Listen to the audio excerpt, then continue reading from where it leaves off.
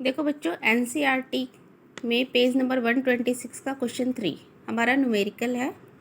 इसको मैं बता देती हूँ। From a rifle of mass 4 kg a bullet of mass 50 gram is fired with an initial velocity of 35 metre पर second.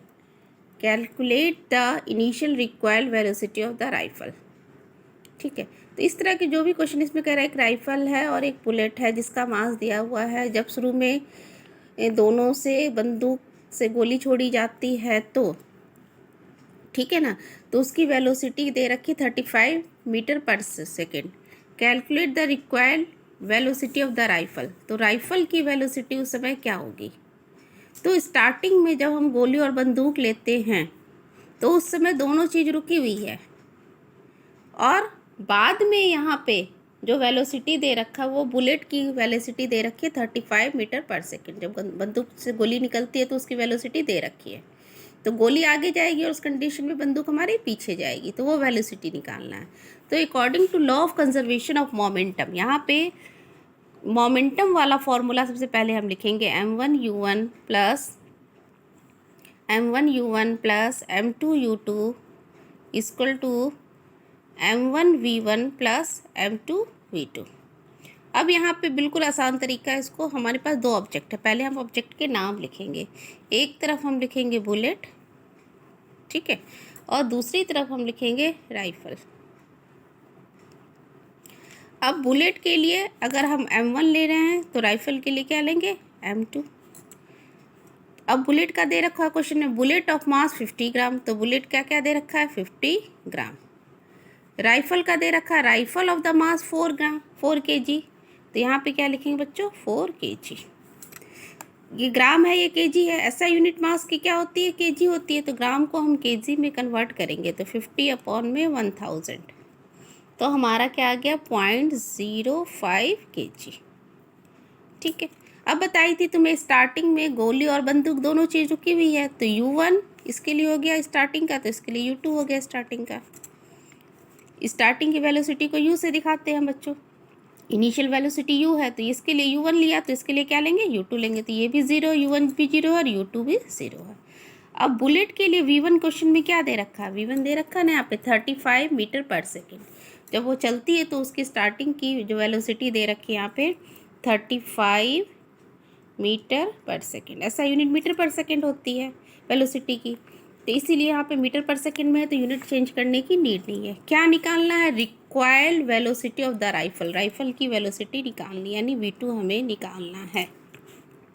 तो इस तरह के क्वेश्चन में सबसे पहले हम according to law of conservation of momentum है, तो मोमेंटम का फॉर्मूला लिख दिया। हमारे पास दो ऑब्जेक्ट जो होते हैं, दोनों ऑब्जेक्ट को मेंशन करेंगे, उनकी मास दिया हुआ तो मास लिख दिया हमने। मास की ऐसा यूनिट केजी होती है तो केजी में कन्वर्ट कर दिया। चूँकि शुरू में बंदूक और गोली दोनों चीज़ रुकी हुई है, तो U1 और U2 दोनों का क्या हो गया? 0।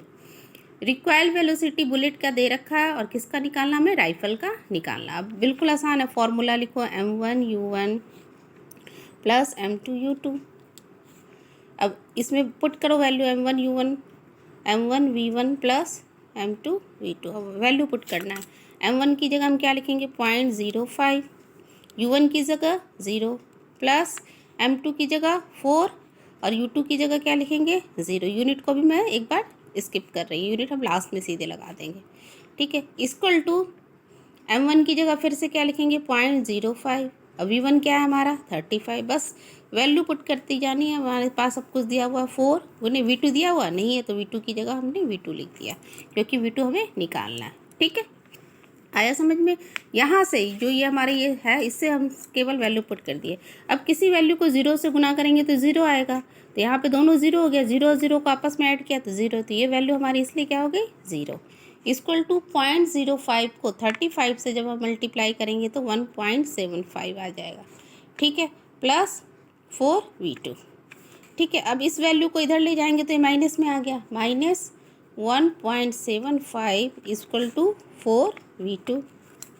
ठीक है, अब v2 की वैल्यू निकालनी है, तो v2 को एक तरफ रख के बाकी सारी चीज़ों को एक तरफ रख देंगे, तो 1.75 ये इधर आया तो अपॉन में हो जाएगा, 4 हो गया ये, इसलिए हमारा।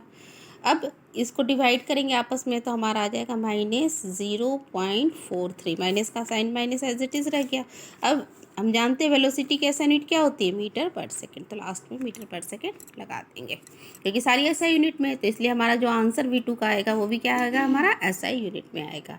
तो हमारी राइफल की वेलोसिटी मिल गई यहाँ पे क्या, V2। तो इसलिए लास्ट का लाइन हम लोग क्या लिख देंगे, रिकॉइल वेलोसिटी